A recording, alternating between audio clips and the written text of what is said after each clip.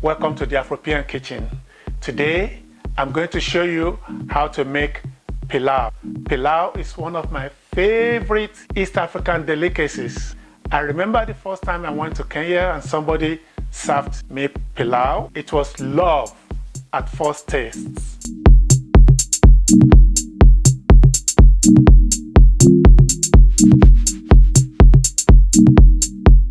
If you have not subscribed to the channel, please use the opportunity to do that now. Press the notification bell so that you will be the first to know whenever new videos are uploaded. Without much ado, let's go make some yummy food.